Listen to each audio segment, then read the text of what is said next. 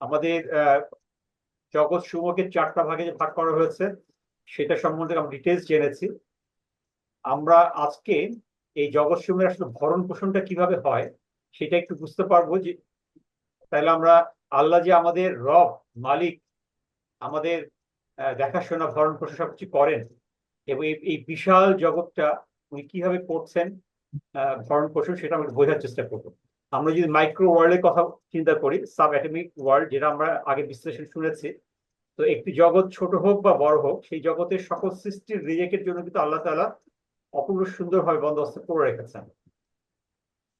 আমরা মাইক্রো ওয়ার্ল্ডের কথা যদি বিবেচনা করি, যেখানে সাব অ্যাটমিক পার্টিকেল রয়েছে এবং ক্ষুদ্র ক্ষুদ্র অণু অণুজীব রয়েছে, যা কিনা আমাদের জীবন এবং পরিবেশকে ঘিরে বিপুল সংখ্যক অণুজীব রয়েছে। আমাদের পরিবেশের জন্য, আমাদের নিজের বাঁচার জন্য কিন্তু অণুজীব গুলো অত্যন্ত প্রয়োজনীয়।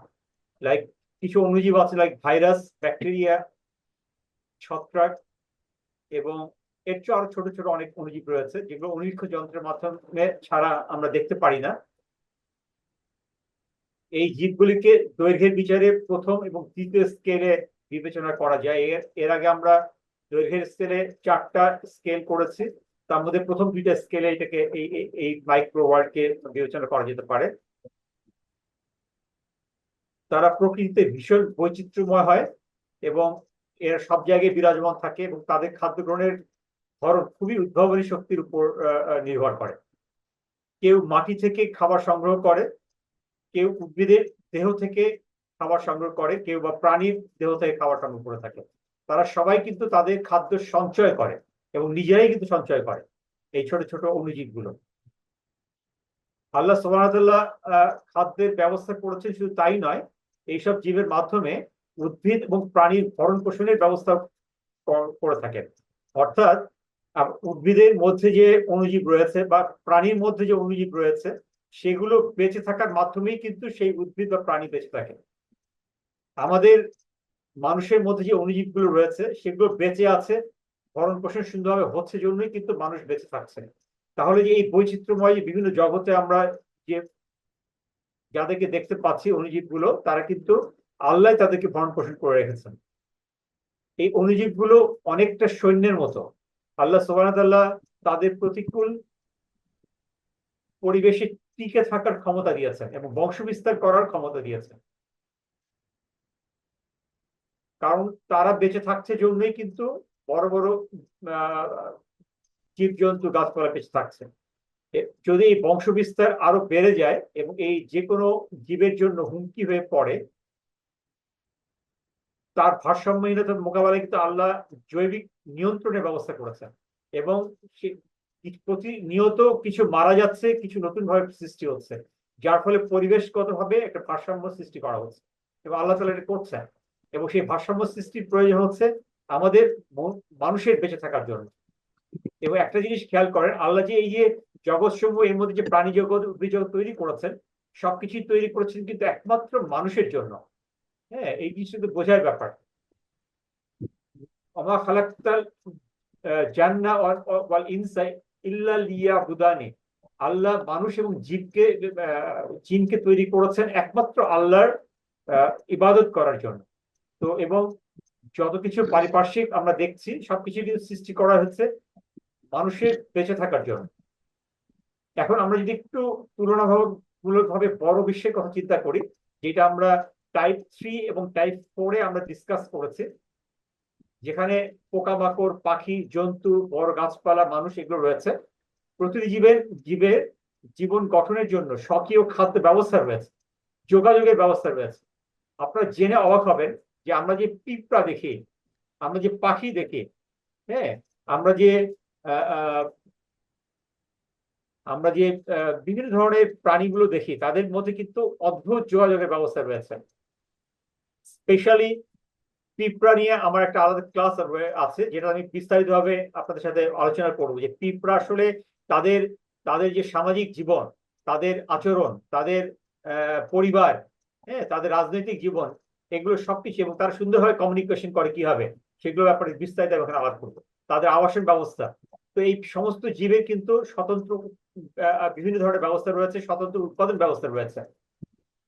এটা অত্যন্ত আশ্চর্যজনক কুদরতের ব্যাপার যে আল্লাহ সুবহানাহু ওয়া তাআলা কাউকেই খাদ্য, আশ্রয় বা প্রতিরক্ষা ব্যবস্থা ছাড়া রাখেন নাই, যেটা আসলে চিন্তার ব্যাপার। আমি যখন সূরা ফাতিহার প্রথম আয়াতটা বলছি, আলহামদুলিল্লাহি রাব্বিল আলামিন, যে সমস্ত জগৎসমূহের মালিক আমার আল্লাহ সুবহানাহু ওয়া তাআলা, তিনি হচ্ছেন রব, তখন কিন্তু এই রববিয়ত কিন্তু এইগুলো সবকিছুর যে জীবন ব্যবস্থা এবং ভরণ পোষণ করছে সবকিছুর অন্তর্ভুক্ত, এটা কিন্তু বোঝার ব্যাপার রয়েছে। তারা ছোট বা বৃহৎ যে পৃথিবীতেই বসবাস করুক না কেন, যেটা চারটা লেয়ার দেখিয়েছি, প্রত্যেকের রিজিকের সুন্দর সুনির্দিষ্ট ব্যবস্থা রয়েছে আল্লাহ তাআলার মাধ্যমে। উনিই করছেন, উনিই আমাদের রব এবং মালিক। এখন আমি একটু জড় জগৎ বা প্রাণহীন জগতের যে ভরণ পোষণ আল্লাহ তাআলা করছেন সেটার ব্যাপারে একটু বুঝতে চাচ্ছি। যদি রব্বুল আলামিন বলতে আমরা বুঝাই যে আল্লাহ একমাত্র জীব জগতে রক্ষণ করছেন, তাহলে কিন্তু আমাদের বোঝার ব্যাপারটা সম্পূর্ণ হবে না। আমরা কিন্তু বুঝতে পারবো না ওনার বিশালতা এবং আল্লাহর একত্ব এবং শ্রেষ্ঠত্ব। ইমানের একটা অংশ কিন্তু বাদ থেকে যাবে। বিশ্বজগতের প্রতিপালন দ্বারা জীবিত এবং জড় উভয় বস্তু জগৎকে বোঝায়। আমরা যখন আলামিন বলছি তখন কিন্তু জীবিত জগৎ, জীব জগৎকেও বুঝাচ্ছি এবং জড় জগৎকে বুঝতে পারছি। আমরা জীবন্ত জগতের সাথে পরিচিত, এটা আমরা অনেকটাই বুঝতে পারি, কিন্তু জড় জগৎটা কিভাবে থাকছে, তাদের ভরণ পোষণটা কিভাবে করা হচ্ছে, এটা কিন্তু আমরা জ্ঞান করি না। মহান আল্লাহ তাআলা যখন বলছে যে ইয়াসআলুহু মান ফিস সামাওয়াতি ওয়াল আরদি, ইয়াসআলুহু সবাই সিজদারত রয়েছে, সেখানে কিন্তু জীব জগৎ, জড় জগৎ সবাই রয়েছে। তাহলে জড় জগৎটা কিভাবে সিজদা করছে, তাকে আল্লাহ কিভাবে ভরণ পোষণ করছেন, সেটা কিন্তু বোঝার ব্যাপার রয়েছে। আসল কথা হলো যে জড় পদার্থের ভরণ পোষণ না থাকলে জীবের ভরণ পোষণ সম্ভব নয়। কারণ হচ্ছে যে একটা জীবকে আমরা যখন ভেঙে ভেঙে ভেঙে ছোট করতে থাকবো, এটা কিন্তু যখন একটা মৌলে পরিণত হবে, পরমাণুতে পরিণত হবে, এবং পরমাণু ভাঙলে যখন ইলেকট্রন প্রোটন হচ্ছে, যখন নিউট্রন হচ্ছে, কোয়ার্ক পার্টিকেল হচ্ছে, হ্যাঁ নিউট্রিনো হচ্ছে, তখন কিন্তু এটা জড় পদার্থে পরিণত হয়ে যাচ্ছে। তার মানে দিনের শেষে কিন্তু আমাদের যে বেসিক ম্যাটেরিয়ালটা সেটা কিন্তু জড় পদার্থ, এবং সেই জড় পদার্থ আল্লাহকে মেনটেন করছেন জন্যই কিন্তু জীব জন্তু বেঁচে আছে, আমরা মানুষ বেঁচে আছে। এটা কিন্তু আমরা বুঝতে পারি না। তার মানে হচ্ছে যে জড় জগতের ভরণ পোষণ মহান আল্লাহ তাআলা করছেন জন্যই আমরা জীব জগৎ বেঁচে থাকছি। আল্লাহ সুবহানাহু ওয়া তাআলা জীবনের অস্তিত্বের প্রয়োজনে মৌলিক পদার্থগুলো স্থায়িত্বের ব্যবস্থা করেছেন। তো আমরা যখন জড় জগতের কথা বলছি তখন কিন্তু এখানে আল্লাহ কিছু নিয়ম কানুন করে দিচ্ছেন, কিছু কিছু লজ ইমপ্লিমেন্ট করছেন, যে বেসিক কিছু লজ ইমপ্লিমেন্ট করছেন, যেটা নাকি ওই মৌলিক পদার্থটাকে, লাইক যে নিউট্রন হলো একটা পরমাণুর মধ্যে যখন নিউক্লিয়াসে প্রোটন থাকছে, নিউট্রন থাকছে, যেগুলো নাকি পজিটিভ চার্জ ক্যারি করে এবং ইলেকট্রনটা নেগেটিভ চার্জ ক্যারি করে, এবং এটা কিন্তু পরস্পর বিক্রিয়ার মাধ্যমে কিন্তু স্টেবল থাকছে এই পরমাণুটা, এবং এই পরমাণুটা স্টেবল থাকা প্রয়োজন যাতে যাতে জীবজগৎ এবং জড় জগৎ যাতে স্থায়িত্ব লাভ করে। এই স্থিতিশীলতার ব্যবস্থা করা হয়েছে ম্যাটার বা বিল্ডিং ব্লকের গভর্নেন্সের মাধ্যমে। এটা গভর্নেন্স শুধুভাবে করা হচ্ছে জন্যই এটা সম্ভব হচ্ছে। আল্লাহ তাআলা কঠোর নির্দেশের মাধ্যমেই তা করছেন। যদি পরমাণুগুলো যদি অস্থির হতো তাহলে কিন্তু সৌরজগৎ স্থিতিশীল হতো না, আমরা মানুষের স্থিতিশীল হতাম না, গ্রহ নক্ষত্র হতো না, গ্যালাক্সি গুলো হতো না, এবং যে গ্যালাক্সি গ্রুপ রয়েছে, লোকাল গ্যালাক্সি গ্রুপ রয়েছে, হ্যাঁ যে কোয়াজার রয়েছে, আমরা যে বিভিন্ন সাত আসমান বলছি, লেয়ার্স বলছি, যেগুলো পরবর্তী বিশালভাবে আমরা জানবো, তো কোনো কিছু কিন্তু স্টেবল হতো না যদি স্টেবিলিটির জন্য রুলস এন্ড রেগুলেশন লস গুলো আলাদা ইমপ্লিমেন্ট না করতে। এখন আমরা যে আমাদের ন্যাচারাল যে প্রকৃতিতে চার ধরনের শক্তি বিদ্যমান রয়েছে, সেই শক্তিগুলো জানার মাধ্যমে আমরা আল্লাহর যে একত্ব এবং শ্রেষ্ঠত্ব, হ্যাঁ সেটা আমরা বোঝার চেষ্টা করব। এখানে আমি যদি একটা গল্প হয়ে বলি যে আমরা কি কখনো চিন্তা করেছি যে যদি আমরা আমেরিকার কথা চিন্তা করি, আমেরিকায় যে রুলস এন্ড রেগুলেশন রয়েছে, আইন কানুন নিয়ম কানুন রয়েছে, তা কি আমাদের বাংলাদেশে রয়েছে? নিশ্চয়ই না। তা কি সিঙ্গাপুরে রয়েছে, ইংল্যান্ডে রয়েছে? একই একই নিয়ম কি পৃথিবীর এই ৩০০টা দেশে রয়েছে? তাহলে ৩০০টা দেশেই যদি একই নিয়ম হতো, তাহলে যিনি এই নিয়মটা দিচ্ছেন, যিনি ইমপ্লিমেন্ট করছেন, তার মানে তার অধিকারে রয়েছে। তাহলে আমরা যদি দেখতে পাই যে এই জগৎ সমূহ যেটা আমরা নির্ধারণ দেখলাম আমরা, যে মাইক্রো লেভেল থেকে শুরু করে মেগা লেভেল পর্যন্ত, সেখানে যদি রুলস আর রেগুলেশনস গুলো, লস গুলো যদি একই ল প্রযোজ্য হয় এবং একজন যদি কন্ট্রোল করেন, তাহলে বোঝা যাচ্ছে যে আল্লাহ সুবহানাহু ওয়া তাআলা এই পুরো জগৎ সমূহকে উনি প্রতিপালন করছেন। তো এগুলো আমরা এখন কোরআনের আলোকে এবং বিজ্ঞানের আলোকে আমরা একটু বিস্তারিতভাবে বোঝার চেষ্টা করব। আমরা আয়াতুল কুরসি, যেটা নাকি সূরা বাকারা 255 নম্বর আয়াত, আমরা সবাই জানি, তো আমরা একটু জাস্ট বোঝার চেষ্টা করছি। বিসমিল্লাহির রহমানির রহিম। আল্লাহু লা ইলাহা ইল্লা হুয়াল হাইয়ুল কাইয়্যুম লা তাখুযুহু সিনাতুন ওয়ালা নাওম লাহু মা ফিস সামাওয়াতি ওয়া মা ফিল আরদি। তাহলে আল্লাহর বিশেষ বৈশিষ্ট্যের কথা প্রথমে বলা হলো যে উনি ঘুমান না এবং ওনার কোন তন্দ্রা নাই, উনি আদি অন্ত, এবং লাহু মা ফিস সামাওয়াতি ওয়া মা ফিল আরদি, তার হাতেই রয়েছে, তার অধীনে রয়েছে, তার রাজত্বের মধ্যে রয়েছে যা কিছু এই আকাশসমূহের মধ্যে রয়েছে এবং পৃথিবীতে রয়েছে। এই এই যে মাইক্রো ওয়ার্ল্ড যেটা বললাম, সেখান থেকে মেগা ওয়ার্ল্ড পর্যন্ত সবকিছুই এর মধ্যে অন্তর্ভুক্ত। মানজাল্লাযী ইয়াশফাউ ইনদাহু ইল্লা বিইজনিহি ইয়ালামু মা বাইনা আইদিহিম ওয়া মা খালফাহুম ওয়া লা ইউহিতুনা বিশাইইন মিন ইলমিহি ইল্লা বিমা শাআ ওয়াসিয়া কুরসিয়ুস সামাওয়াতি ওয়াল আরদি। তাহলে আল্লাহ তাআলা এর মধ্যে যা কিছু রয়েছে, কেউ কিন্তু আল্লাহর কাছে রিকমেন্ড করতে পারছে না, সুপারিশ করতে পারছে না আল্লাহর অনুমতি ছাড়া। আল্লাহ সামনের দিকে যা হচ্ছে সেগুলো জানেন, এবং পিছনে যা হয়েছে শুরু থেকে শেষ পর্যন্ত সবই উনি জানেন। এবং আমরা আমাদের জ্ঞানের আয়ত্ত করতে পারবো না যতক্ষণ পর্যন্ত না আল্লাহর কাছ থেকে অনুমতি আসবে। এবং তারপর কি বলা হচ্ছে, এখানে কিন্তু 7টা ভাগ রয়েছে এই এই 255 নম্বর আয়াতুল কুরসির মধ্যে, এবং সুন্দরভাবে ব্যালেন্স করা হয়েছে। এবং ওয়াসিয়া কুরসিয়ুস সামাওয়াতি ওয়াল আরদি, এবং আল্লাহরই রাজত্ব রয়েছে এই আকাশসমূহ এবং পৃথিবীর মাঝখানে। এই যে আমরা যে জগৎ সমূহটা যেটা আমরা বলছি, মাইক্রো ওয়ার্ল্ড থেকে মেগা ওয়ার্ল্ড, সবকিছু কিন্তু আল্লাহ সুবহানাহু ওয়া তাআলা এই জগতের উপরে ওনার আধিপত্য করছেন, এটা তার কুরসি, তার আধিপত্য রয়েছে। ওয়ালা ইয়াউদুহু হিফযুহুমা, এবং এটা হেফজ করতে, রক্ষণাবেক্ষণ করতে কিন্তু ওনার কোনো অসুবিধা হচ্ছে না। ওয়া হুয়াল আলিয়্যুল আযীম, এবং উনি সবকিছুই জানেন। একটা গাছের পাতা পড়লেও যাচ্ছেন জানেন উনি, এবং ওই মাইক্রো ওয়ার্ল্ডে একটা অণুজীব খেতে পারছে কিনা, কে কখন মারা যাচ্ছে, কে কখন আবার জীবন্ত হচ্ছে, সবই কিন্তু উনি জানেন। তো সাব্বাহা লিল্লাহি, এবং আমরা যদি সূরা হাশরের 1 নম্বর আয়াত চিন্তা করি, সাব্বাহা লিল্লাহি মা ফিস সামাওয়াতি ওয়াল আরদি। সাবাহ মানে হলো আল্লাহর প্রশংসায় অভিভূত হয়ে যাওয়া, এবং সাব্বাহা লিল্লাহি, আল্লাহর প্রশংসায় উনি সাঁতরাচ্ছেন, অভিভূত হয়ে যাচ্ছেন। মা ফিস সামাওয়াতি ওয়া মা ফিল আরদি, যা কিছু এই আকাশসমূহ এবং পৃথিবীর মধ্যে রয়েছে। তার মানে হচ্ছে যে ওই যে আমরা অণুজীবের কথা বললাম, মাইক্রো ওয়ার্ল্ডের মাইক্রো পার্টিকেলের কথা বললাম, আমরা যে কোয়ার্ক পার্টিকেলের কথা বললাম, সেও কিন্তু, সেই অণুজীবও কিন্তু আল্লাহর প্রশংসায় অভিভূত হচ্ছে, আল্লাহর কাছে সেজদারত থাকছে। ওয়া হুয়া আজিজুল হাকিম, আল্লাহ পরম, আল্লাহ আজিজ মানে আল্লাহ পরম পরাক্রমশালী, এবং হাকিম মানে উনি মহান বিচারক এবং প্রজ্ঞাময়।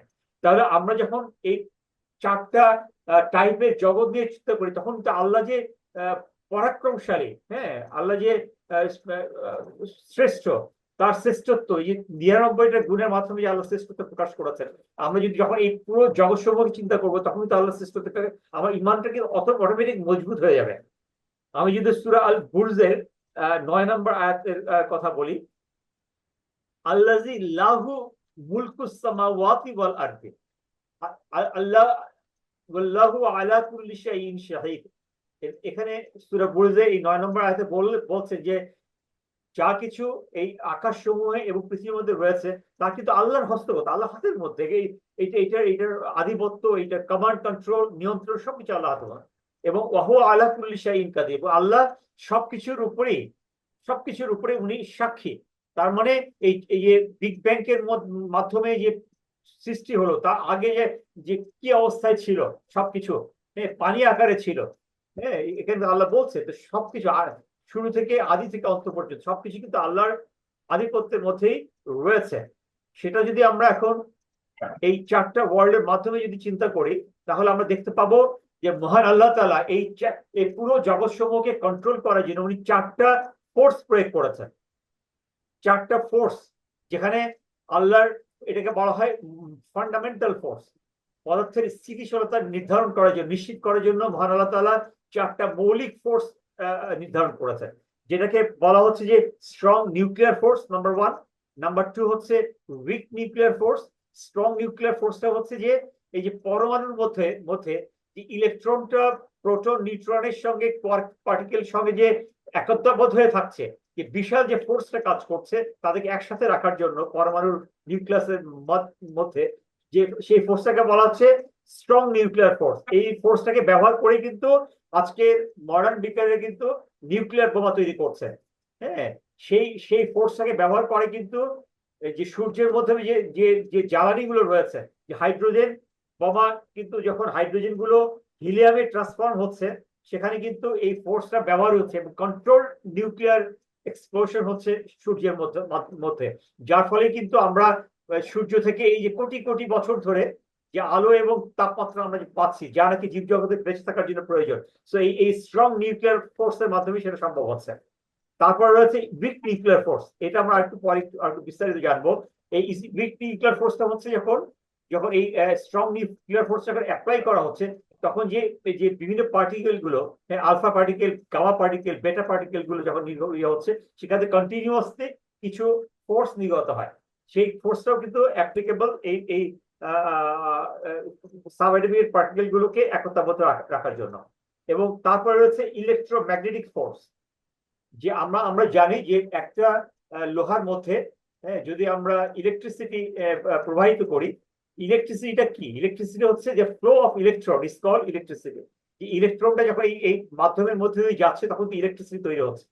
এবং ইলেকট্রোম্যাগনেটিক ফোর্স, যে যে যে বিভিন্ন ফোর্সের যে এলিমেন্ট গুলো তৈরি হচ্ছে ম্যাগনেটের মধ্যে, সেটা কিন্তু ইলেকট্রোম্যাগনেটিক ফোর্সের মাধ্যমে তৈরি হচ্ছে। এই এই এই serial 1, 2, 3 strong nuclear force, week nuclear force এবং ইলেকট্রোম্যাগনেটিক ফোর্স, এটা কিন্তু আমরা যে টাইপ ক্যাটাগরি 1 এবং 2 যেটা আমরা আগে শিখেছি, যে আমরা পুরো জগৎসমূহকে চারটা ভাগে ভাগ করেছি। তো ক্যাটাগরি 1 এবং 2 এ এই তিনটা ফোর্স প্রযোজ্য হচ্ছে।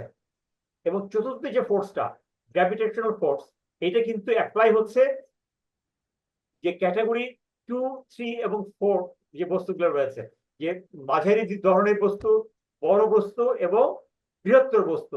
যে বৃহত্তর বস্তু বলতে বোঝাচ্ছি যে যে যে প্ল্যানেট গুলো, লাইক আমাদের পৃথিবী, ইউরেনাস, নেপচুন, প্লুটো, হ্যাঁ, মার্স, মঙ্গল গ্রহ, স্যাটার্ন, হ্যাঁ, আমাদের সোলার সিস্টেম পৃথিবীকে, আমাদের এই মিল্কি ওয়েতে প্রায় 25,000 থেকে 30,000 কোটি তারা রয়েছে। ক্যান ইউ ইমাজিন যে যে আমাদের মিল্কি ওয়েতেই রয়েছে 25 থেকে 30,000 কোটি তারা। আমাদের এই মিল্কি ওয়ের রেডিয়াসটা হচ্ছে প্রায় 1 লক্ষ আলোক বর্ষ। আমাদের পাশেই রয়েছে অ্যান্ড্রোমিডা গ্যালাক্সি। তাইলে অ্যান্ড্রোমিডা গ্যালাক্সির সাথে আমাদের মিল্কি ওয়ে গ্যালাক্সিটা কিভাবে অ্যাট্রাক্ট করছে? Because of this gravitational force. সেটার মাধ্যমেই এই বড় বড় বস্তুগুলোকে অ্যাট্রাক্ট করছে।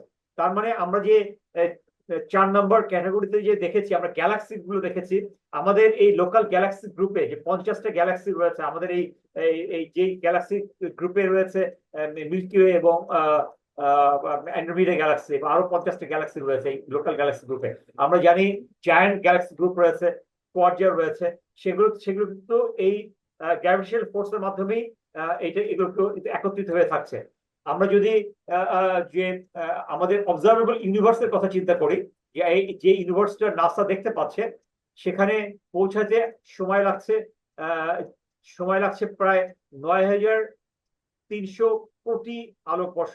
তার মানে হচ্ছে যে আমরা যদি আলোর গতিতে রওনা দিই সেকেন্ডে 3 লক্ষ কিলোমিটার, তাহলে কিন্তু অবজারভেবল ইউনিভার্সের লাস্ট যে তারাটা, সেটা কিন্তু আলোর গতিবেগে বাহিরে ছুটে যাচ্ছে। পৌঁছাতে লাগবে 9,300 কোটি বছর। এক বছর, 2 বছর, 3 বছর, 1 লক্ষ বছর আলোর গতিতে, 1 কোটি বছর, 9,300 কোটি বছর। চিন্তা করা যায়? এবং সেইখানেও কিন্তু মহান আল্লাহ তাআলার ইনফ্লুয়েন্স, কমান্ড কন্ট্রোলে চলছে, বিকজ এই ন্যাচারাল ফোর্স গুলো অ্যাপ্লাই করে সবাইকে একত্রিত করেছেন। এবং আলামিন যেটা বলছি আমরা, আলহামদুলিল্লাহি রাব্বিল আলামিন, সেখানেই এই কথার প্রযোজ্য হচ্ছে। তার মানে হচ্ছে যে আমরা সূরা ফাতিহার যে প্রথম যে আয়াতটা আমরা তেলাওয়াত করি, সেইটার মানে কিন্তু আমরা আসলে বুঝতে পারছি না।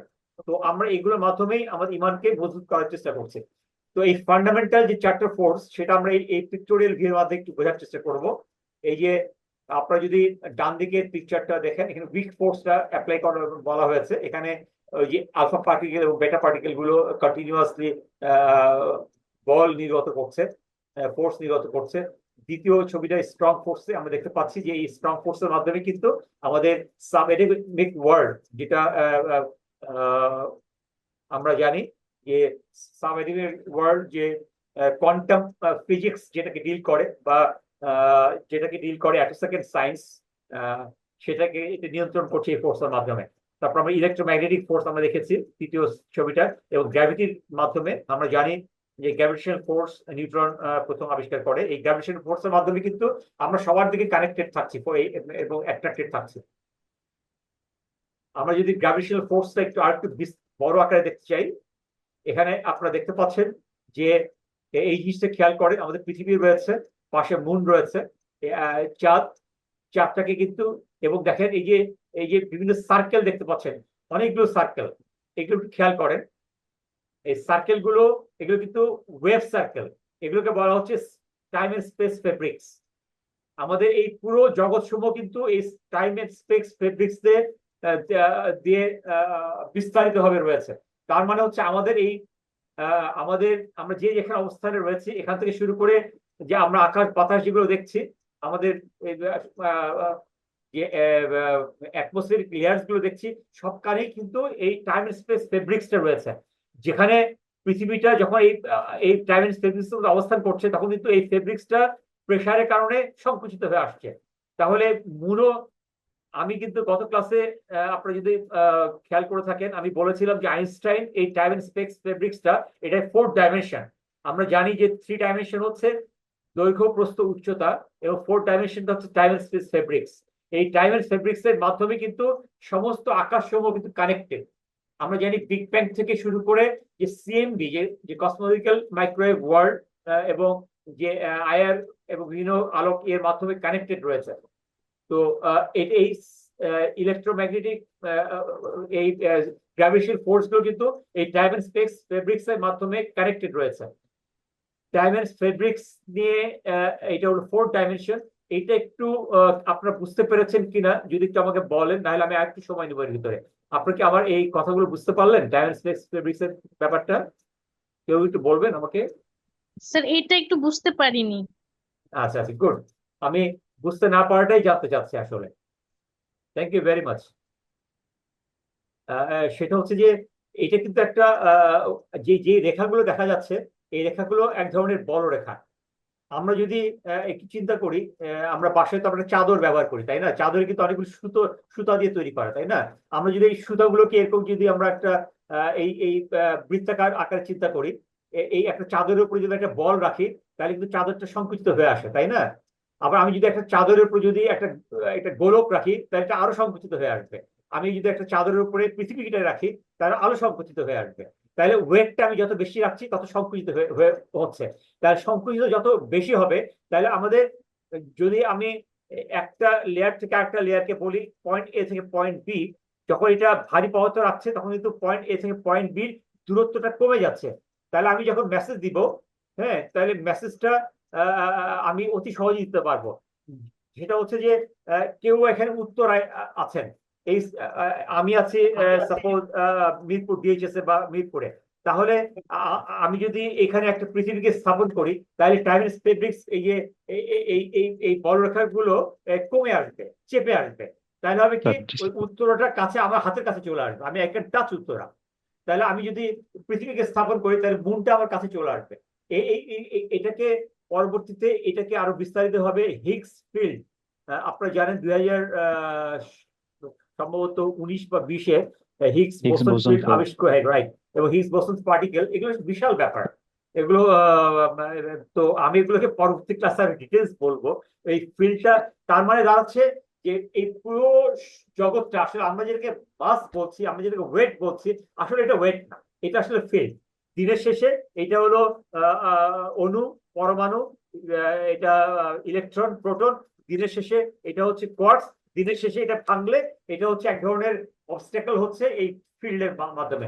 যে যত ফিল্ডকে অবস্ট্রাক্ট করছে সে একটা বস্তুর আকার ধারণ করছে।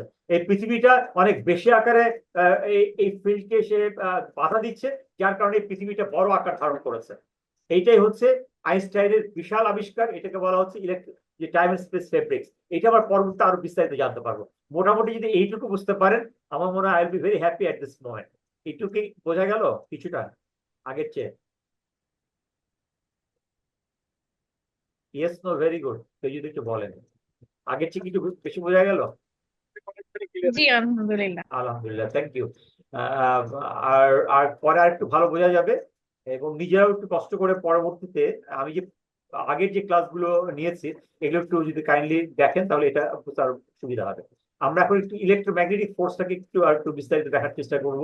দেখেন এখানে প্রোটন, এটা কিন্তু পজিটিভলি চার্জ, ইলেকট্রন কিন্তু নেগেটিভলি চার্জ। এটা কিন্তু হাইড্রোজেন অ্যাটম দেখানো হয়েছে। এই হাইড্রোজেন অ্যাটমের জ্বালানি কিন্তু সূর্যে ব্যবহার হচ্ছে। সূর্যে কিন্তু এরকম কোটি কোটি কোটি কোটি কিন্তু হাইড্রোজেন অ্যাটম রয়েছে, যেগুলো নাকি ট্রান্সফর্ম হচ্ছে কিন্তু হিলিয়ামে, যে এখান থেকে, যার ফলে এই ফোর্সটা, শক্তিটাকে আলো এবং বিদ্যুৎ তাপ শক্তি হিসেবে আমরা কোটি কোটি বছর ধরে আমরা আমরা এই শক্তিটা পাচ্ছি। এবং বস্তু জগৎ এবং সৌরজগৎ, জীব জগৎ কিন্তু বেঁচে আছে এটার কারণে। এটা স্ট্রং নিউক্লিয়ার ফোর্স। আমি একটু আগে যেটা দেখেছি, এই যে স্ট্রং নিউক্লিয়ার ফোর্স একটু খেয়াল করেন। এটা যে নিউক্লিয়াসে রয়েছে পজিটিভলি চার্জ প্রোটন এবং নিউট্রন রয়েছে। এবং এই যে আগে আমরা যখন স্কুল কলেজে পড়েছি তখন আমরা জানতাম যে প্রোটনকে ভাঙা যায় না, কিন্তু এই 5-10 বছর আগে জানা গেছে প্রোটনকে ভাঙা যায় এবং নিউট্রনকে ভাঙা যায় না, এটা আমরা জানতাম। এবং রিসেন্টলি 4-5 বছর আগে এটা আবিষ্কৃত হয়েছে প্রোটনকে ভাঙা যায়। ভাঙলে পরে কোয়ার্ক পার্টিকেল হয়, যেটা রয়েছে আপ কোয়ার্ক এবং ডাউন কোয়ার্ক। এই প্রোটনকে যদি ভাঙি তাহলে আমরা পাবো দুইটা আপ কোয়ার্ক পাবো, একটা ডাউন কোয়ার্ক পাবো, যেটা positively charge but having negative stability. এবং নিউট্রনকে ভাঙলে পাচ্ছি আমরা দুইটা ডাউন কোয়ার্ক এবং একটা আপ কোয়ার্ক। এবং এই তিনটা প্রোটন এবং নিউট্রন নিজেদেরকে ব্যালেন্স করে কিন্তু এখানে স্টেবল হচ্ছে। আবার এই পুরো নিউট্রন প্রোটন মিলে বাহিরে যেটা আমরা ইলেকট্রন দেখেছি সেটার সাথে ব্যালেন্স হচ্ছে। যার ফলে এই নিউক্লিয়াসটা ব্যালেন্স হচ্ছে, যার কারণে পরমাণু ব্যালেন্স হচ্ছে, যার কারণে মৌলিক পদার্থ ব্যালেন্স হচ্ছে, তার কারণে এই সৌরজগৎ গ্যালাক্সি ব্যালেন্স হচ্ছে। উইক ফোর্স, যেটা আমরা দেখতে পাচ্ছি, উইক ফোর্স যে আপ কর ডাউন করে এবং ইন্টারনাল কমিউনিকেশন করে উইক ফোর্সের মাধ্যমে কানেক্টেড থাকছে যে প্রোটন এবং নিউট্রন। পরবর্তীতে আমরা দেখি যে এখান থেকে আলফা পার্টিকেল এবং বেটা পার্টিকেল, যেটা আপনারা জেনে অনেকে হয়তো জানেন যে হিরোশিমা নাগাসাকিতে যে নিউট্রন বোমা যেটা বিস্ফোরিত হয়েছিল, সেই আলফা পার্টিকেল বেটা পার্টিকেলের ফোর্সটা নেগেটিভ এগুলোতে এখনো কিন্তু নির্গত হচ্ছে। রাইট, এটা আমরা এখন একটু আমরা যদি আর একটু বিস্তারিত বোঝার চেষ্টা করি, এটি বেশ আকর্ষণীয় যে একটা সূর্য এবং এর গ্রহগুলি নিয়ে বড় সৌরজগতের যে অস্তিত্ব রয়েছে, একইভাবে পরমাণু যে নিউক্লিয়াস এবং নির্দিষ্ট কক্ষপথে চলছে, এটাও কিন্তু একটা সৌরজগৎ। চিন্তা করা যায়, আমরা কিন্তু এটা কখনোই খেয়াল করি না যে একটা সাবঅ্যাটমিক পার্টিকেল, একটা বালুর মধ্যে কোটি কোটি পরমাণু রয়েছে এবং তার মধ্যে কোটি কোটি কোটি কোয়ার্ক রয়েছে। একটা সৌরজগৎ, হাজার হাজার কোটি সৌরজগৎ রয়েছে। Can you imagine? এবং কে এই জগৎ সমূহকে সাবঅ্যাটমিক পার্টিকেলের মধ্যে প্রবেশ করলেন? কেই সেই সৃষ্টিকর্তা? তিনি আমার সৃষ্টিকর্তা, আলহামদুলিল্লাহি রাব্বিল আলামিন। তিনিই হচ্ছে জগৎ সমূহের মালিক। তো এখানে তাহলে কিভাবে আকর্ষিত হচ্ছে, আমরা যদি একটু বড় ইয়ের কথা চিন্তা করি, এখানে আকর্ষণগুলো হচ্ছে এই ফর্মুলার মাধ্যমে। সৌরজগতের মহাকর্ষীয় বল বড় জগৎটাকে আকর্ষণ করছে F=gmm/r²। একটু যদি খেয়াল করি, জি হচ্ছে gravitational force, equal to gravitational constant C, যেটা মানব বিজ্ঞানীরা বের করেছেন যে 6.67 ইন্টু 10⁻⁻11 ইন্টু এম হলো বড় বস্তুর ভর, আর ছোট এম হচ্ছে ছোট বস্তুর ভর, আর হচ্ছে দুইটা বস্তুর মাঝখানে দূরত্ব।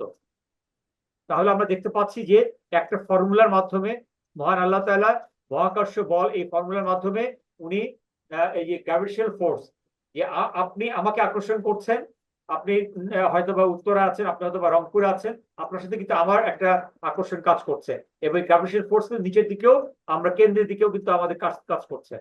এটা এটা উপরের দিকেও কাজ করছে, পুরো পৃথিবীটা সূর্যের দিকে কাজ করছে, পুরো এই সোলার সিস্টেমের মাধ্যমে আমরা মিল্কি ওয়েতে কানেক্টেড হচ্ছি, আমরা লোকাল গ্যালাক্সি গ্রুপে কানেক্টেড হচ্ছে এই ফর্মুলার মাধ্যমে। তার মানে এই যে এই ফর্মুলার মাধ্যমে বড় বড় জিনিসগুলো কানেক্টেড হচ্ছে। আবার একইভাবে ওই সাবমেডিকেল পার্টিকেলের মধ্যেও কিন্তু একটা ফর্মুলা কাজ করছে। এখানে আমরা দেখতে পাচ্ছি যে আর হলো ডিস্টেন্স, একটু খেয়াল করেন, আর স্কোয়ার, ছোট আর স্কোয়ার, তার মানে হচ্ছে যে ডিস্টেন্সের inversely proportional to the distance square. ডিস্টেন্সকে যদি আমরা স্কোয়ার করি, সেটার ইনভার্সলি প্রপোর্শনাল হচ্ছে এই গ্র্যাভিটেশনাল ফোর্সটা, একটা ফর্মুলা। তাহলে ছোট যে ফর্মুলা, বড় যে ফর্মুলাটা দেখছি, একইভাবে আমরা ছোট ফর্মুলাটা দেখবো, সেখানে দেখবো যে অদ্ভুত ভাবে জিনিসটা কাজ করছে। ক্ষুদ্র জগৎটাকে আমি যখন চিন্তা করছি, আমি যে স্ট্রং নিউক্লিয়ার ফোর্সের কথা চিন্তা করলাম, একইভাবে ওই ফর্মুলাটা কাজ করছে, এবং এখানে ইলেকট্রোম্যাগনেটিক ফোর্স, যেটা কুলম ফোর্স বলি, সেটা দ্বারা এই এই এই ছোট জগৎটা কানেক্ট হচ্ছে। এখানেও দেখা যাচ্ছে যে এটাও inversely proportional to the distance square, inversely proportional to the distance square. সেটার মাধ্যমে এই কুলম ফোর্স, একটা স্ট্যাটিক ফোর্স রয়েছে, যেটার মাধ্যমে কিন্তু সাবঅ্যাটমিক পার্টিকেলের মধ্যে একটা ফোর্স দিয়ে কানেক্টেড থাকছে, যে ফোর্সটা পরবর্তীতে নিউক্লিয়ার বোম তৈরি করছে। পরবর্তী মাধ্যমে এটার মাধ্যমে আমরা আলো এবং তাপমাত্রা পাচ্ছি সূর্য থেকে, ট্রান্সফরমেশনের মাধ্যমে। এখন এই দুইটা জগতের মাধ্যমে মধ্যে যে পার্থক্যটা হচ্ছে, এটা একটু বোঝার ব্যাপার, যে এতটাই আলাদা, যে মহাকর্ষীয় বল, যেটা ইলেকট্রোম্যাগনেটিক ফোর্স, যেটা নাকি 10⁻38 গুণ, যেটা নাকি গ্র্যাভিটেশন ফোর্স কাজ করছে, আর আমরা কুলম ফোর্স যেটা দেখছি সেটা তত কম। এটা, আর আমরা যে ফোর্সের মাধ্যমে বড় বড় জিনিসগুলো কানেক্টেড থাকছে, সেটা কিন্তু 10⁻38। তার মানে হচ্ছে যে 10-এর পরে, 1-এর পরে আমরা যদি 3টা শূন্য দেই তাহলে হয় 1000, আমরা যদি 7টা শূন্য দেই তাহলে হয় কোটি, তাহলে 38টা শূন্য, কোটি কোটি কোটি কোটি গুণ। এই যে কুলম ফোর্স যেটা মাইক্রো ওয়ার্ল্ডকে কানেক্ট করছে, সেটা হচ্ছে তত বড় ফোর্সের মাধ্যমে কানেক্টেড হচ্ছে মেগা ওয়ার্ল্ডটা। বাট সেখানে কিন্তু যে বলটা যে কানেক্টেড হচ্ছে, দূরত্বের যে নির্ভরতা, এটা খেয়াল করেন, দূরত্বের যে নির্ভরতা, যে inversely proportional to the distance square. আমি আবার বলছি, দূরত্ব যে নির্ভরতা, সেই ফর্মুলাটা ছোটটার ক্ষেত্রে যেভাবে প্রযোজ্য হচ্ছে, বড়গুলোর ক্ষেত্রে সেই একইভাবে প্রযোজ্য হচ্ছে। সুবহানাল্লাহ, মাশাআল্লাহ। আর এটা কি চিন্তা করা যায়, আল্লাহর কি অপার মহিমা, যেই লটা উনি অ্যাপ্লিকেবল করেছেন ছোট মাইক্রো ওয়ার্ল্ডের ক্ষেত্রে, তিনি তেমনি ভাবে করেছেন অবজারভেবল ইউনিভার্স 9300 কোটি আলোকবর্ষ দূরে যে গ্যালাক্সি বা যে স্টারটা, যেটা নাকি আলোর গতিতে বাইরে ছুটে যাচ্ছে, সেটার ক্ষেত্রে একই উনি আদেশ প্রযোজ্য করছেন। যে জন্য বলা হচ্ছে ইয়াস আলুহু মানফিস সামাওয়াতি ওয়া মা ফিল আরদি, তারা সবাই আল্লাহর কাছে সেজদারত রয়েছে। এমনকি যদি পদার্থ একই অবস্থা থেকে অন্য অবস্থায় রূপান্তর হয়, যেমন আমরা জানি যে বরফ চেঞ্জ হয়ে পানিতে রূপান্তর হচ্ছে, তারপর আমরা জানি বাষ্প আকারের উপরে উড়ে যাচ্ছে। আমরা জানি E=mc², যেটা নাকি আইনস্টাইন ফর্মুলা দিয়েছেন। হলো electromagnetic force, energy, energy equal to mass into C হচ্ছে আলোর গতিবেগ, আলোর গতিবেগ, সি হচ্ছে আলোর গতিবেগ। হ্যাঁ, যেটা আমরা জানি সেকেন্ডে 3 লক্ষ কিলোমিটার বা 1,86,000 mile. So this is connected, that means আমরা যখন একটা বস্তুকে ছোট ছোট মাইক্রো পার্টিকেল করে আমরা এটা করছি, বা বা আমরা যদি একটা বস্তুকে যদি আমরা আলোর গতিকে যদি চালিয়ে দিতে পারি, তাহলে কিন্তু সেটা এনার্জিতে পরিণত হবে। এটার ব্যাপারে আসলে বিশাল বিশ্লেষণ, আমি পরবর্তী নিয়ে কথা বলবো। আমি এক্ষেত্রে যেটা আমি বলতে চাচ্ছি, যে সেই জিনিসটা যখন একটা বস্তু যখন এনার্জিতে রূপান্তরিত হচ্ছে, বা এনার্জি যখন বস্তুতে রূপান্তরিত হচ্ছে, এই চেঞ্জের ক্ষেত্রেও কিন্তু একই ফর্মুলা প্রযোজ্য হচ্ছে। এবং এই অবস্থার রূপান্তরটা কিন্তু হচ্ছে পরিবেশগত ভারসাম্য রক্ষার কারণে। এবং জড় জীব এবং জীবন্ত বস্তু, যে সকল প্রকার বস্তু কিন্তু আল্লাহ তাআলা কন্ট্রোল করছেন, নিয়ন্ত্রণ করছেন, টিকিয়ে রেখেছেন সবকিছুকে সুন্দরভাবে ব্যালেন্স করার জন্য। আমরা যদি আবার সূরা জুমার প্রথম আয়াতের কথা একটু খেয়াল করি, বিসমিল্লাহির রহমানির রহিম, ইউসাব্বিহু লিল্লাহি মা ফিস সামাওয়াতি ওয়া মা ফিল আরদিল মালিকিল কুদ্দুসিল আজিজিল হাকিম। আল্লাহ হচ্ছেন, আল্লাহর চারটা গুণের কথা এখানে বর্ণনা করা আছে। আল্লাহ হচ্ছেন হাকিম, আল্লাহ হচ্ছেন আজিজ, আল্লাহ হচ্ছেন কুদ্দুস, উনি হচ্ছেন পবিত্র, উনি হচ্ছেন পরাক্রমশালী, উনি হচ্ছেন আহ বিচারক, এবং উনি হচ্ছেন মালিক। এবং সবকিছুই, যা কিছু আকাশ সমূহে এবং পৃথিবীতে সবাই আল্লাহর প্রশংসায় বিশ্বজগৎ প্রতিপালন করতে আল্লাহর প্রশংসায় মোহিত রয়েছে। সুবহানাল্লাহ। আমি এখানে কিন্তু আমি যেটা একটু আগে বলেছি যে টাইম স্পেস ফেব্রিক্স, এটার সাথে রিলেশন রয়েছে, যে জেনারেল রিলেটিভিটি এবং স্পেশাল থিওরি অফ রিলেটিভিটি, যেটা আমি পরবর্তীতে বিশ্লেষণ করব। এটার মাধ্যমে আমরা জানি ওয়াল আসরি, হ্যাঁ, ইন্নাল ইনসানা লাফি খুসরিন, যেটা আমরা জানি সময়ের শপথ করছেন আল্লাহ তাআলা। সময় কিন্তু আল্লাহর স্পেশাল সৃষ্টি, এবং টাইম ডাইলেশন বলে একটা কথা আছে, যে সময় ডাইলিট হয়ে যায়, কমে যায় বা বেড়ে যায়, যেটার সাথে ইকুয়াল টু এমসি স্কয়ারের রিলেশন রয়েছে, যেটার সাথে স্পেশাল থিওরি অফ রিলেটিভিটি বা general theory of relativity connectivity রয়েছে, যেটা এই টাইম স্পেস ফেব্রিক্স এর কানেক্টেড রয়েছে, যেটা আমরা পরবর্তীতে আমরা আরো বিস্তারিতভাবে জানবো। যেটার মাধ্যমে আমরা দেখছি যে যদি কোনো পার্টিকেল, এখানে আমরা যদি অবজারভারের আমরা ইয়েটা ধরি, যে স্পেসে আমরা থাকছি, আমরা জানি যে আলোর গতিবেগে প্রত্যেকটা আমরা যদি আমরা আকাশের দিকে তাকাই, তাহলে দেখতে পাচ্ছি যে আমরা সামনের দিকে যাচ্ছি। দ্যাট মিনস আমাদের যে বস্তু জগতে যে কার্যক্রমগুলো, আমরা কিন্তু আলোর গতিবেগে করছি না, আমরা নর্মাল গতিবেগে করছি।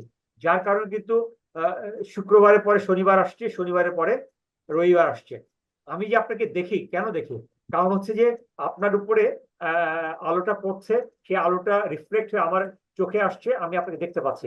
তার মানে নর্মাল ভাবে আমি চলছি জন্যই জিনিসটা কিন্তু আমি সামনের দিকে প্রোগ্রেস করছি। আমি যদি আলোর গতিবেগে যাই যখন, তাহলে কিন্তু আমি শুক্রবারের পরে চলে যাবো বৃহস্পতিবারে, আমি বৃহস্পতিবারের পরে চলে যাব আমি বুধবারে। এটা কিন্তু hypothetically this correct and it's possible, যেটার মাধ্যমে এই স্পেশাল থিওরি অফ রিলেটিভিটির মাধ্যমে কিন্তু মিরাজের সায়েন্টিফিক ব্যাখ্যা দেওয়া সম্ভব। দ্যাট মানে আল্লাহ যে আলোকে তৈরি করেছেন এবং এই টাইমকে যে তৈরি করেছে, ব্ল্যাক হোলের মধ্যে কিন্তু কোনো সময় নাই। যখন এটা সবকিছু একটা কেন্দ্রে ছিল বিফোর বিগ ব্যাং, তখন কিন্তু কোনো সময় ছিল না। সো বিগ ব্যাং এর মাধ্যমে সময়ের যাত্রা শুরু। তো সেটা একটু বোঝার ব্যাপার আছে, অনেকগুলো ফর্মুলা আছে এখানে। তো আমি স্বাভাবিকভাবে বলতে চাই যে এই জিনিসগুলোর মাধ্যমে আল্লাহর বিশালত্ব এবং শ্রেষ্ঠত্ব, ইমান যে আসলে মজবুত হবে যদি আমরা এগুলো বুঝতে পারি। এগুলো বিশ্লেষণ পরে আমি আর বিস্তারিতভাবে বলবো আপনাদেরকে।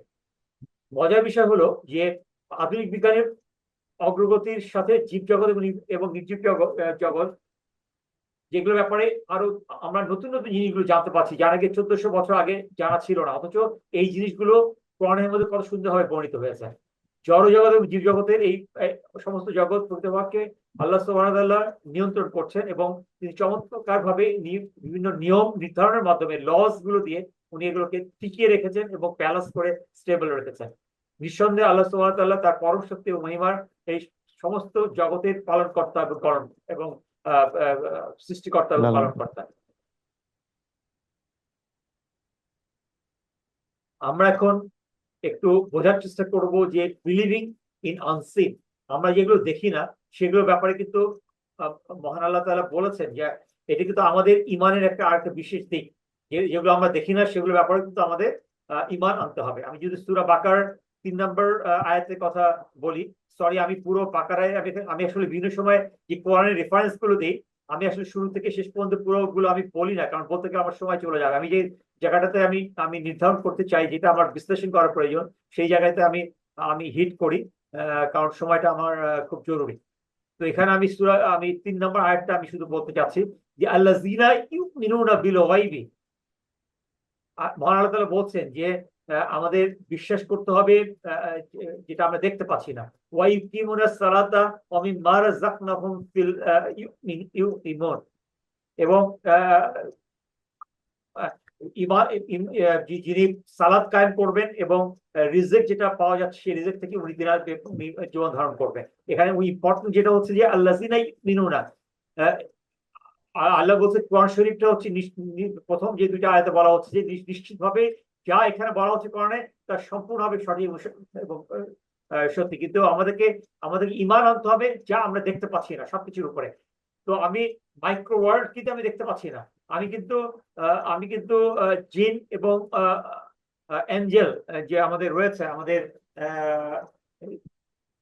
সূরা নম্বর 79 আমরা জানি নাজিয়াতে ফেরেশতাদের সম্পর্কে বিভিন্ন আয়াত রয়েছে। নাজিয়াত আমার মুখস্থ আছে, আমি মুহূর্তে আমি বলতে চাচ্ছি না। আমাদের এখানে কিন্তু আমাদের বিশ্বাস রাখতে হবে সেই যেই যে জগৎটা দেখা যাচ্ছে না, জিন বা অ্যাঞ্জেল তাদের সম্পর্কে। তো এই বিশ্বাস রাখাটার সাথে আল্লাহর বিশ্ব যে শ্রেষ্ঠত্ব বিশালত্ব সেটা বুঝতে আমাদেরকে সাহায্য করে।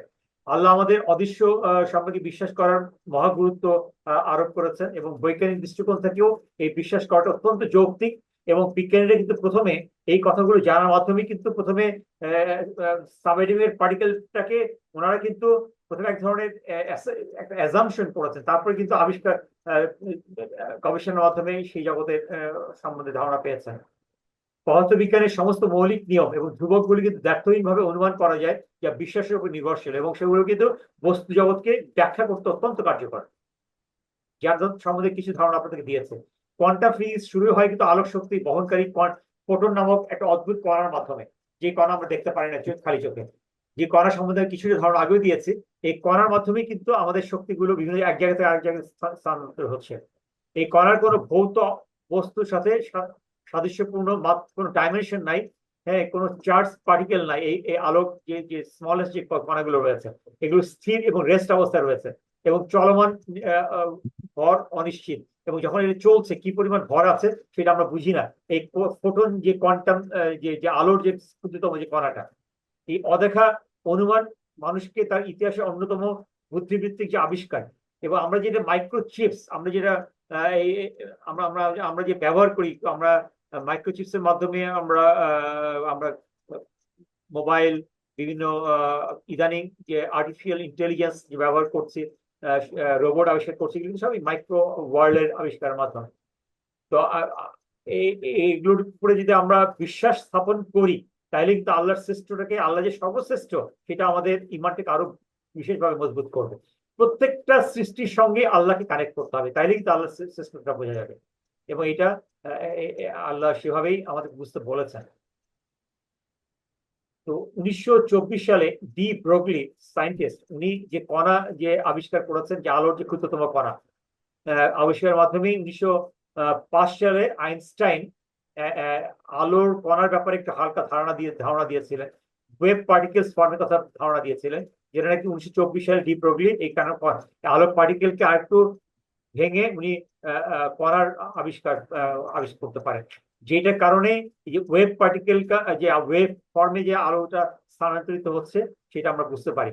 সমস্ত মাইক্রোস্কোপিক কণাগুলো যখন গতিমান হয় তখন কিন্তু ওয়েভ আকার ধারণ করে, তরঙ্গের আকারে এক জায়গা থেকে স্থানান্তরিত করে। এবং এই যে ব্যাটার ওয়েভের যে ফর্মুলাটা, সেই ফর্মুলাটা ইনিশিয়ালি একটা ধারণা দেয় আইনস্টাইন এবং পরবর্তী 1924 সালে ডি ব্রগলি এটা আবিষ্কার করে। এই একটি তরঙ্গের বৈশিষ্ট্যের নির্ধারণ করা হয় 3টি প্যারামিটার মাধ্যমে, যে এটার যে আলোর যে গতিবেগ সি বা যে কোনো ভেহিকেল যে ভেলোসিটি সেটা equal to frequency F equal to তরঙ্গ দৈর্ঘ্য ল্যামডা, এফ ল্যামডা। আমরা আসলে আমাদের উদ্দেশ্য কিন্তু আপনাদেরকে সায়েন্টিস্ট বানানো নয়, এটা একটু খেয়াল করবেন। আমি একটু হালকা ধারণা দেওয়া যাতে আল্লাহর সিস্টেমটা আমরা বুঝতে পারি। তো এই যে আলোক যে দৈর্ঘ্যটা, তরঙ্গ এই যে গতিবেগটা, এটা কিন্তু এই যে ফ্রিকোয়েন্সি ইন্টু তরঙ্গ দৈর্ঘ্যের মাপের মাধ্যমে আমরা এটা বুঝতে পারি। এবং এটাকে অ্যাপ্লাই করে অ্যাপ্লাইড সায়েন্সের বিভিন্ন জিনিস কিন্তু আবিষ্কার করা হয় এটার মাধ্যমে। এবং মেকানিক্যাল ওয়েভের ক্ষেত্রে এটা কিন্তু একইভাবে প্রযোজ্য। আমরা যেটা যে ভেলোসিটি যেটা বের করি সেটাও কিন্তু এই এফ ইকুয়াল টু এর মাধ্যমে আমরা পেতে পারি, mass into velocity. F equal to mv, force equal to mass into velocity. যাই হোক, আমি যেটা বলতে চাচ্ছি যে এগুলো ফর্মুলার মাধ্যমে অজানার প্রতি কনফিডেন্সের মাধ্যমে কিন্তু এই জিনিসগুলো আবিষ্কার করে এবং বোঝা সম্ভব। ম্যাটার ওয়েভ পর্যবেক্ষণে আমরা ডান দিকে ছবিতেও দেখতে পাচ্ছি যে আলো যখন আস্তে আস্তে বাঁদিকে দেখতে পাচ্ছি সাদা আকারে, পরবর্তী কিন্তু একটা মাইক্রো পার্টিকেলে এবং আর ফোটনে রূপান্তরিত হচ্ছে। অ্যাটমিক এবং নিউক্লিয়ার ফিজিক্সে কিন্তু এই জিনিসগুলো বোঝা অত্যন্ত প্রয়োজন। ওয়েভলেংথ যখন বলছি আমরা এফ বা এবং সেখানে কিন্তু আমরা একটা জায়গা থেকে শুরু হয়ে আরেকটা জায়গা পর্যন্ত পৌঁছাচ্ছে, এটাকে আমরা বলি ওয়েভলেংথ। এবং ওয়েভলেংথ ভি বা C equal to F lambda, frequency into constant, that means constant of wavelength. এটি স্রেফ একটি বিশ্বাস যে চলমান কণা তরঙ্গের মতো আচরণ করে, বাট এটা পরবর্তীতে এটা প্রমাণিত হয়েছে। হাইজেনবার্গ অনিশ্চয়তা নীতি, যেটা হাইজেনবার্গের আনসার্টেনিটি প্রিন্সিপাল বলে, যেটার মাধ্যমে এই প্রত্যেকটা কণা কোথায় অবস্থান করছে আনুমানিক ভাবে, এটা কি ধরনের ফোর্স ক্যারি করছে, কি ধরনের মোমেন্টাম আছে পৃথিবীর কাছে, যেটা নাকি রিসেন্টলি গত বছরে সেকেন্ড সায়েন্স আবিষ্কারের মাধ্যমে ফিজিক্সে নোবেল প্রাইজ পেয়েছে। এবং এখানে এই শক্তিটার পরিমাণও বের করা সম্ভব হয়েছে যে H equal to 6.63 into 10⁻34 joule second.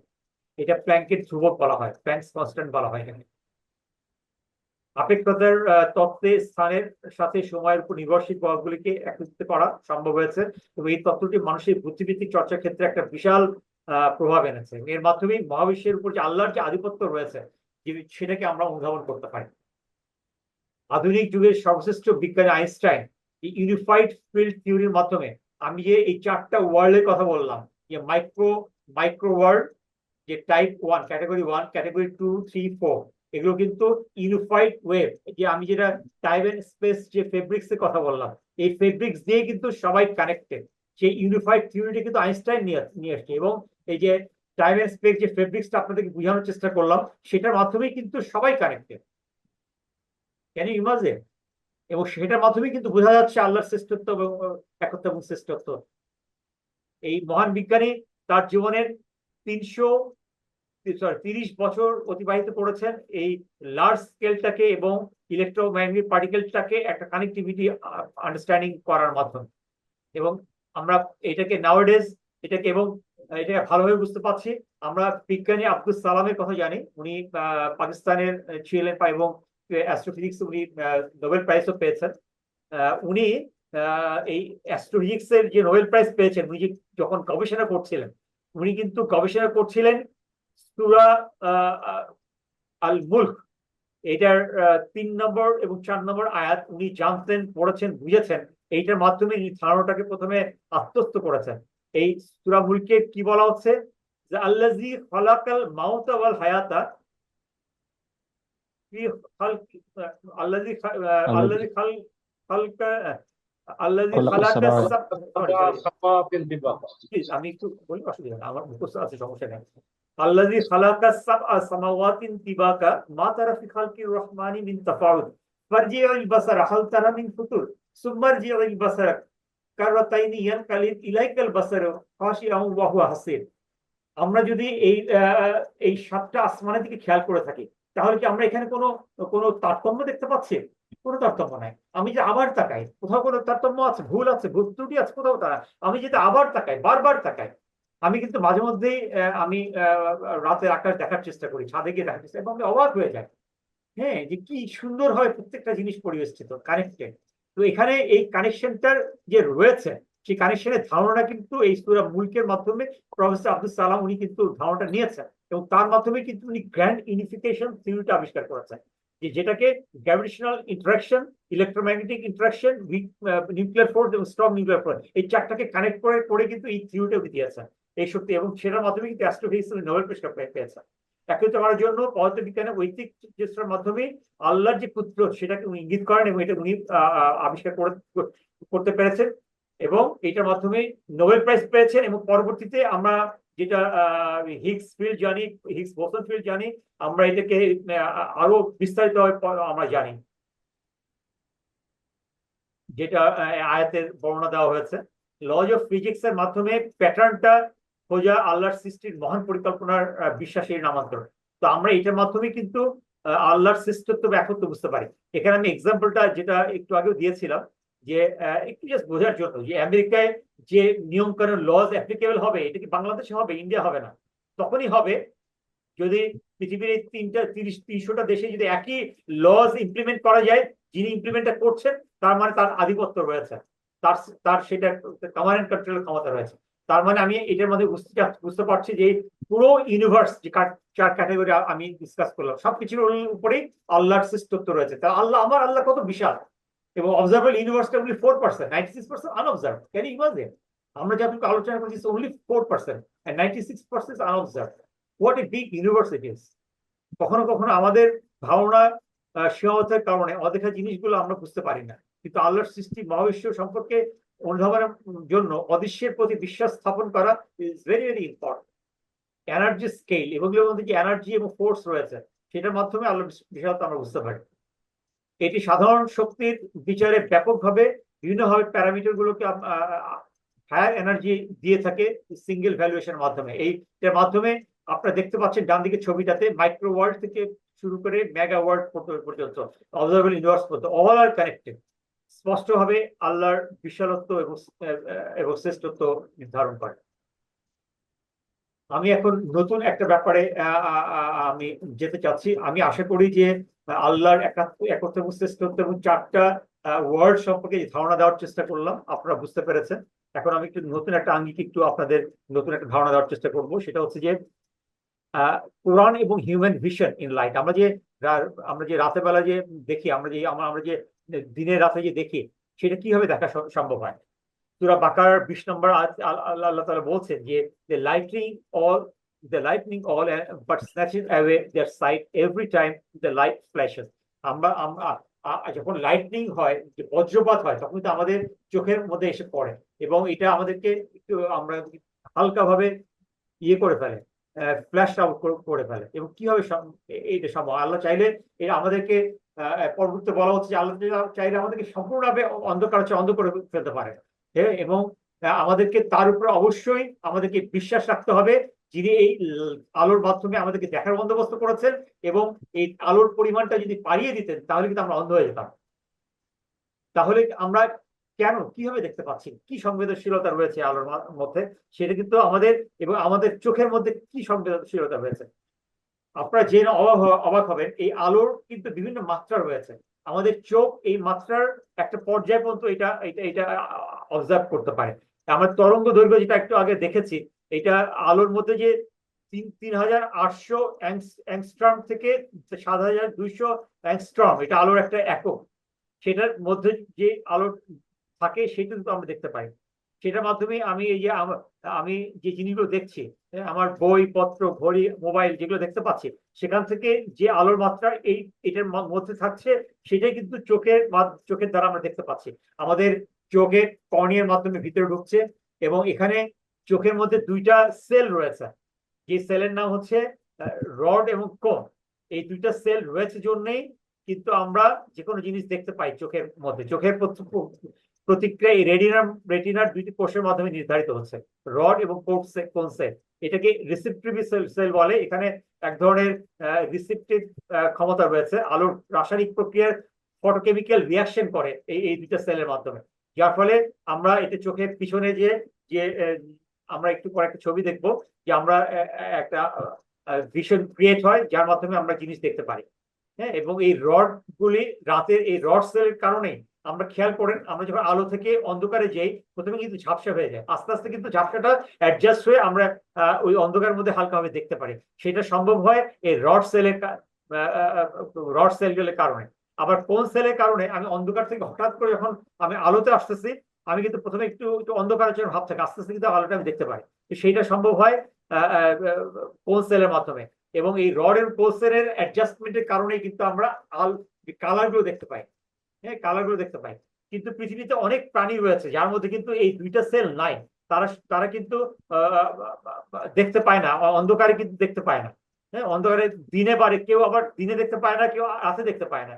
তাহলে চিন্তা করতে পারেন যে মহান আল্লাহ তাআলা আমাদের চোখে এই যে 2টা সেলই দিয়েছেন, এবং তারা অ্যাক্টিভ রয়েছে, এবং সেটা কিন্তু আমাদের চোখের মাধ্যমে যে রিসেপটিভ যে সেলগুলো বাইরে রয়েছে সেটার মাধ্যমে কিন্তু আমাদের দেখার বন্দোবস্ত করেছে।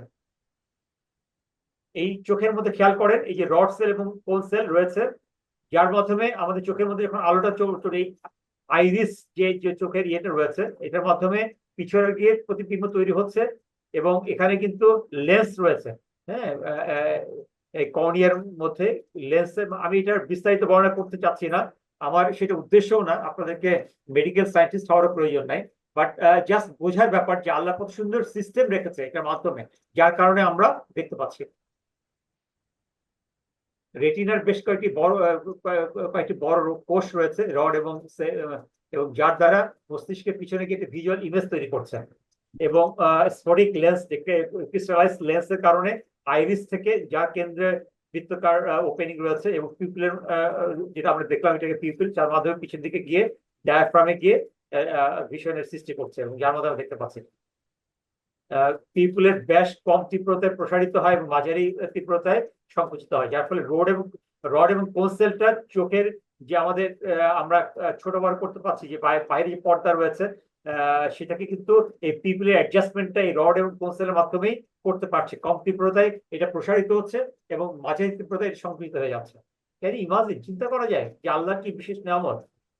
ভিজুয়াল সেন্সিটিভিটির মাধ্যমে অধ্যয়ন করলে আমরা এটা আমরা সেলের আমরা সংবেদনশীলতা আমরা বুঝতে পারি। বজ্রপাত হঠাৎ করে যখন আসে তখন কিন্তু তীব্র আলো আমাদের মাঝখানে আসে, জন্যই কিন্তু কোন সেল এবং রড সেলটা হঠাৎ করে ঝাপসা ধারণ করে। বাট এটা যদি আলোর পরিমাণটা আরো বেশি আকারে আসে তাহলে কিন্তু আমরা পার্মানেন্টলি অন্ধ হয়ে যেতে পারি। তা আল্লাহ সেটা বলছেন, ওয়ার্নিং দিচ্ছে, তাহলে কিন্তু আমার উপর সেই কনফিডেন্সটা রাখবে না। আমি তোমাকে বিচারের দিনে কিন্তু আমি তোমার এই নিয়ামত যদি সকল না করো, আমি কিন্তু বিচারের দিনে তোমাকে আমি বিচারের সম্মুখীন করবো। আমি এই পর্যায়ে আমার ক্লাসের লাস্টে চলে আসলাম। আপনারা অ্যালাউ করলে আমি এখন স্টপ শেয়ারিং দিয়ে আমি ছোট্ট একটা ভিডিও দেখিয়ে তারপর আমি কোশ্চেন আনসারে যাব, আপনাদের যদি কোনো ডাউট থাকে।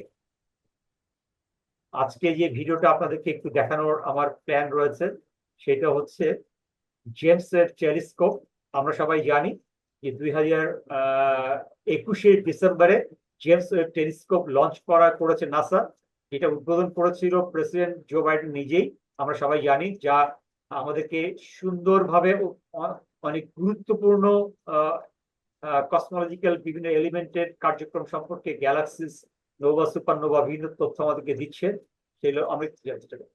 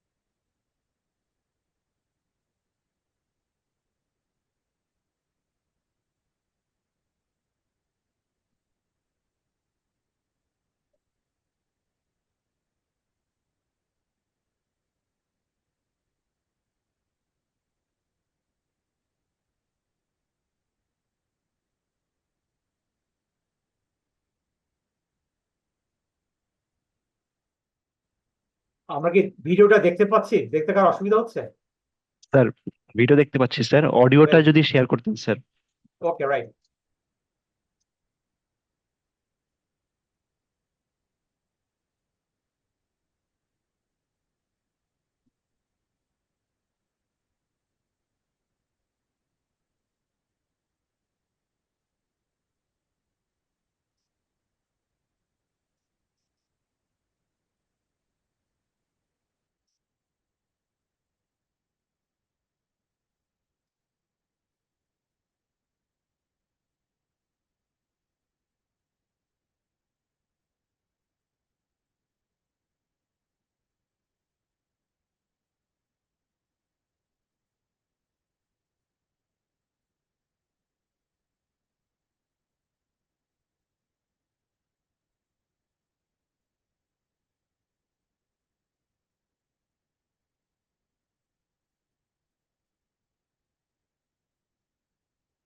এই গ্যালাকটিক যে লেন্সিং যে বলা হচ্ছে এটা কিন্তু খুব ইম্পর্টেন্ট।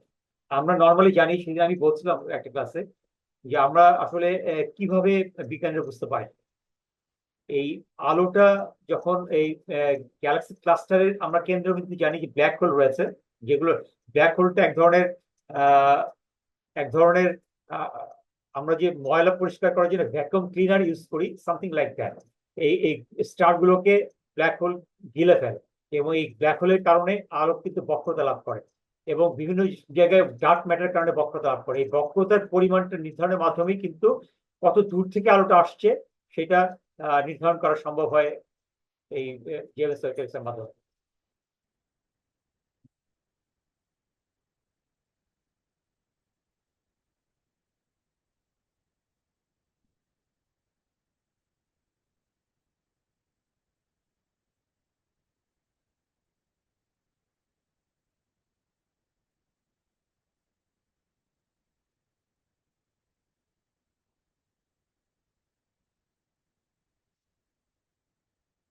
চিন্তা করা যায় এই ছবিটা 13.1 বিলিয়ন ইয়ার্স আগের ছবি, তার মানে হচ্ছে 1380 কোটি বছর আগে বিগ ব্যাং সম্পন্ন হয়েছে, এবং এই ছবিটা 1301 কোটি বছর আগে, এবং দেখা যাচ্ছে সবকিছু ক্লোজ অবস্থায় একখানে রয়েছে।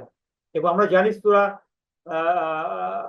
মহান আল্লাহ তাআলা কোরআনের মধ্যে বলেছে যে সবকিছু একটা কেন্দ্রবিন্দু ছিল, এবং বিগ ব্যাং এই সেই কেন্দ্রবিন্দু থেকে যাত্রা শুরু করে।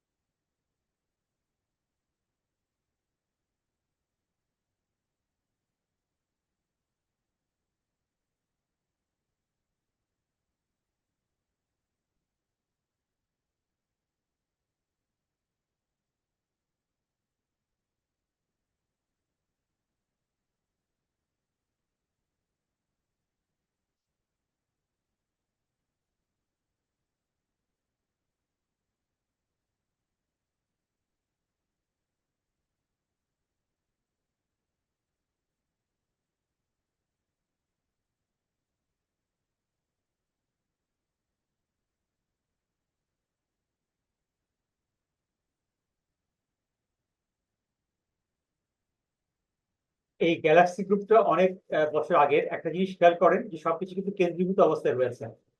আর একটা জিনিস খেয়াল করার ব্যাপার, সেটা হচ্ছে যে আহ, এই যে গ্যালাক্সি সম্বন্ধে আমরা যে কথা বলি যে 1 বিলিয়ন গ্যালাক্সি রয়েছে, আপনারা জেনে অবাক হবেন যে একটা গ্যালাক্সির সাথে আরেকটা গ্যালাক্সির সম্পূর্ণ মিল নাই। প্রত্যেকের স্বতন্ত্র বৈশিষ্ট্য রয়েছে। আমরা যে কোটি কোটি তারার কথা বলি, কোটি কোটি তারার প্রত্যেকের স্বতন্ত্র নিজস্ব বৈশিষ্ট্য রয়েছে। আমরা যে কোটি কোটি কোটি গ্রহের কথা বলি, প্রত্যেকের স্বতন্ত্র বৈশিষ্ট্য রয়েছে। আমরা যেমন জানি যে কোটি কোটি মানুষের একজন যে নিজস্ব স্বতন্ত্র বৈশিষ্ট্য রয়েছে, যা নাকি আমরা আঙ্গুলের ছাপের মাধ্যমে নির্ধারণ করতে পারি। সেইভাবে কিন্তু প্রত্যেকটা জিনিসই স্বতন্ত্র বৈশিষ্ট্য নিয়ে কিন্তু অবস্থিত, যা আল্লাহর একত্ব এবং শ্রেষ্ঠত্বের বিশালতা নির্ধারণ করে। সেটাও একটু বোঝার ব্যাপার রয়েছে।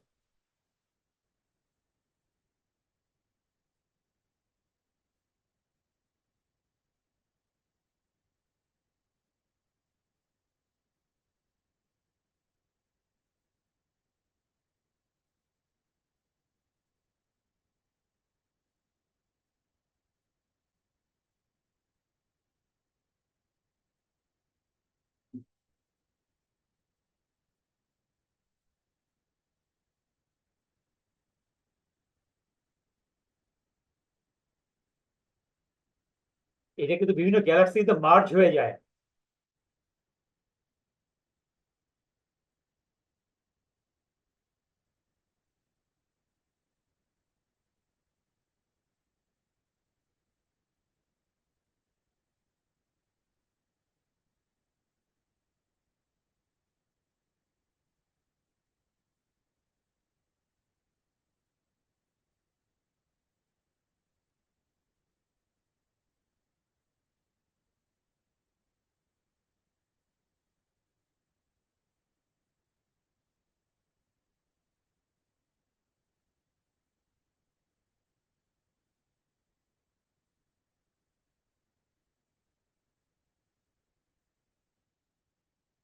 প্রত্যেকটা তারা, গ্রহের, গ্যালাক্সি কিন্তু নাম রয়েছে আলাদা আলাদা।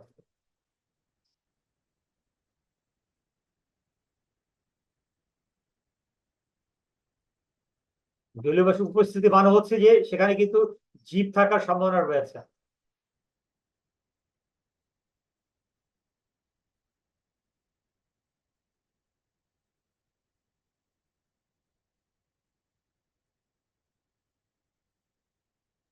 অলরেডি আমি বেশ কিছু এক্সোপ্ল্যানেটের কথা বলেছি, এগুলো কিন্তু এইভাবে আবিষ্কৃত হয়েছে।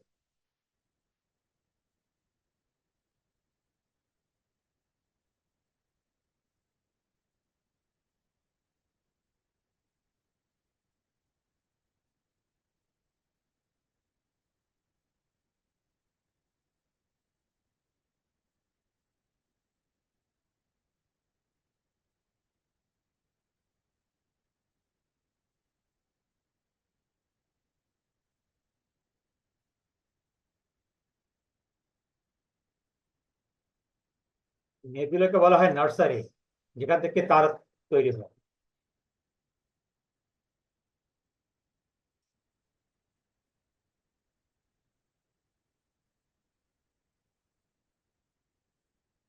এই মহাবিশ্বে প্রতি সেকেন্ডে একটা করে তারা বিস্ফোরিত হচ্ছে।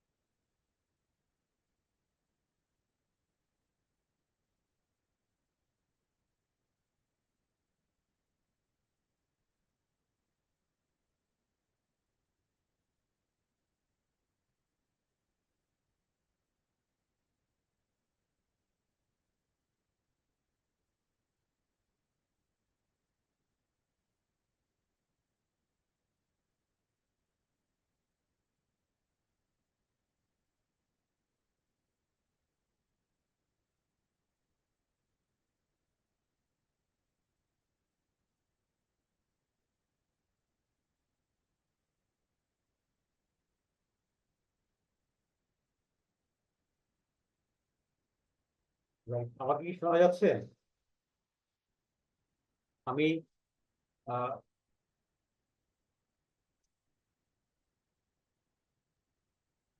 right.